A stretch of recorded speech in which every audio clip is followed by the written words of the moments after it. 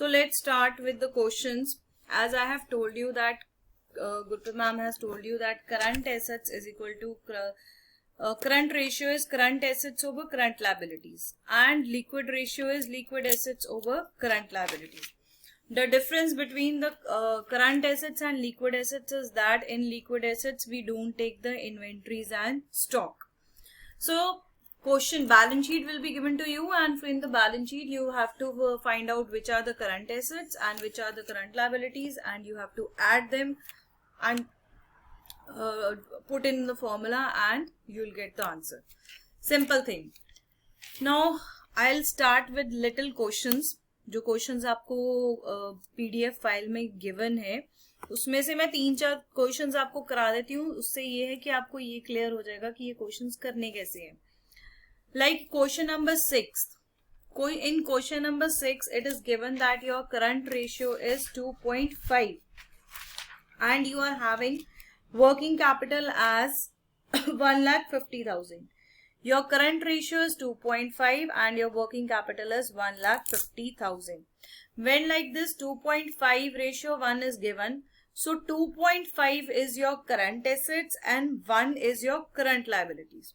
So we will assume current assets as 2.5x and current liabilities as 1x. You have been told the formula that working capital, the formula of working capital is current assets minus current liabilities. So अभी मैंने आपको बताया that we have assumed that 2.5x is current assets and 1x is current liabilities. So working capital का formula लगाएंगे. Working capital is equal to current assets minus current liabilities. Working capital की value given है हमें 1,50,000. Current assets जो हमने assume किए 2.5x और current liabilities हमने एज्यूम की 1x. So 1,50,000 is equal to 2.5x minus x. It comes to be 1.5x. 1,50,000 divided by 1.5, ये क्या निकल जाएगी आपकी x की वैल्यू. और आपका x क्या है? Current liabilities. सो आपकी वैल्यू क्या निकली करंट लायबिलिटीज की? 1 लाख. अब करंट एसेट्स की वैल्यू निकालने के लिए ultimately current assets is 2.5x और x अभी आपने क्या निकाला? 1 lakh. 2.5 multiply by 1 lakh you get 2,50,000. सो 2,50,000 क्या निकल गई आपकी? Current assets. इस तरह आपको जो फॉर्मूलेज गिवन है, वर्किंग कैपिटल फॉर्मूला गिवन है, आपको करंट एसेट्स के फॉर्मूले गिवन है, इस तरह ये तीनों फॉर्मूलेज के थ्रू जो है वो आपने किसी ना किसी तरीके से सम्स जो है वो कैलकुलेट करनी है. अब अगर हम क्वेश्चन नंबर 10 देखते हैं.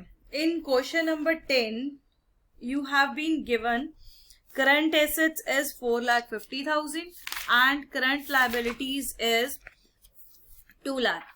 So current assets is 4,50,000, current liabilities is 2 lakh, and it is said that afterwards it purchased goods 30,000 on credit. Calculate the current ratio. उसने बोला है कि अगर 30,000 की परचेज उसने उधार पे ली है तो उसके बाद करंट रेशियो क्या होगी.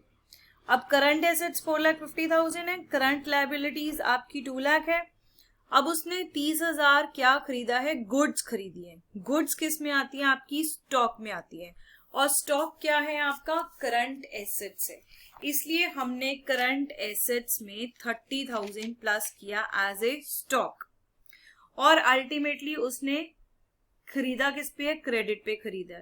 तो आपकी सिंपल बात है, एंट्री आती है purchases account debit to creditors account. Purchases मतलब स्टॉक खरीदा है, स्टॉक आपकी करंट एसेट्स होती हैं, इसलिए आपने 30,000 को करंट एसेट्स में प्लस किया. क्रेडिट पे खरीदा है, क्रेडिटर्स आपकी करंट लायबिलिटीज होती हैं, इसलिए आपने करंट लायबिलिटीज आपकी इंक्रीज हुई, इसलिए आपने 30,000 करंट लायबिलिटीज में प्लस किया. तो प्लस करने के बाद आपकी करंट एसेट्स आ गई 4,80,000 और करंट लायबिलिटीज आ गई 2,30,000. तो आपने फॉर्मूला लगाना है current assets over current liabilities and ultimately you will get 2.09 ratio 1 as your answer. उसके बाद एक और सम है क्वेश्चन नंबर उसके बाद एक और सम है क्वेश्चन नंबर 13। क्वेश्चन नंबर 13 में क्या गिवन है? क्वेश्चन नंबर 13 में गिवन है that ratio of current assets is 8,75,000। Current assets आपको 8,75,000 दी हुई हैं और करंट लायबिलिटीज आपको 3,50,000 दी हुई है और आपको करंट रेशियो गिवन है 2.5:1। The firms want to maintain the current ratio as 2:1 by purchasing goods on credit. उसने बोला है कि फर्म चाहता है कि 2.5:1 से वो क्या रेशियो बना दे? 2:1 by purchasing the goods on credit. आपने ऊपर जो सम किया क्वेश्चन नंबर 10 उसमें आपको गिवन था कि वो कितनी अमाउंट परचेज कर रहा है। इसमें आपको गिवन नहीं है कि वो कितनी अमाउंट परचेज कर रहा है। So we'll assume the amount as X, कि वो कितनी अमाउंट परचेज कर रहा है, we assume it as X. So हमने करंट एसेट्स में भी एक्स प्लस किया, हमने करंट लायबिलिटीज में भी एक्स प्लस किया और फिर आपने को रेशियो कौन सी बनानी है? 2:1। तो देखो हमने 2/1 लिया। क्रॉस मल्टीप्लाई करेंगे, क्रॉस मल्टीप्लाई करने के बाद आपकी x की वैल्यू निकलेगी 1,75,000। ये x क्या है? द अमाउंट विच ही और she which the company will purchase. उसने बोला है कि क्या अमाउंट होना चाहेगा bye paying of a part of current assets. ठीक है, क्या अमाउंट चाहेगा bye purchasing the goods on credit. तो कितनी अमाउंट की गुड्स वो क्रेडिट पर परचेज करेगा जिससे रेशियो 2:1 हो जाएगी, दैट इज 1,75,000। इसी तरह आपका क्वेश्चन नंबर 4 है। क्वेश्चन नंबर 4 जो है उसकी बुक में स्टेटमेंट नहीं है, जो आपको पीडीएफ में है, आप ऐसे ही समझो। क्वेश्चन नंबर 4 में आपको वर्किंग कैपिटल गिवन है 9 लाख, ठीक है, उसमें आपको करंट एसेट्स गिवन नहीं है, आपको करंट लायबिलिटीज गिवन है 3 लाख। तो उसने बोला है कि करंट रेशियो निकालो।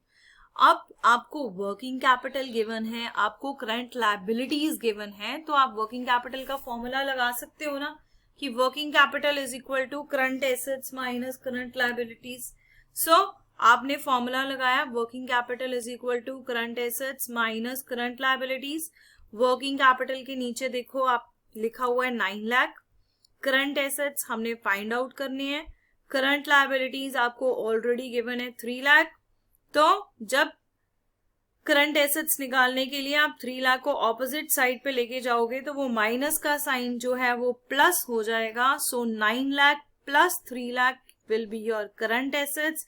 टोटल करंट एसेट्स आ गई आपकी 12 लाख। सो करंट रेशियो का फॉर्मूला लगाया आपने, current assets over current liabilities, that is 12 lakh is your current assets and 3 lakh is your current liabilities. So ultimately your formula लगाने के बाद आपका आंसर आया 4:1. 4:1 is your answer. So like this you start with the sums. धीरे धीरे एक एक करके sums start करो, try करो sums करने के लिए, don't quit कि हाँ भी समझ नहीं लग रहा है। आपको बता दिया है कि किस तरह कुछ कुछ चीजें गिवन होंगी, कुछ कुछ चीजें फॉर्मूले लगा के आपने फाइंड आउट करनी है and ultimately you will be able to get the answer. Thank you.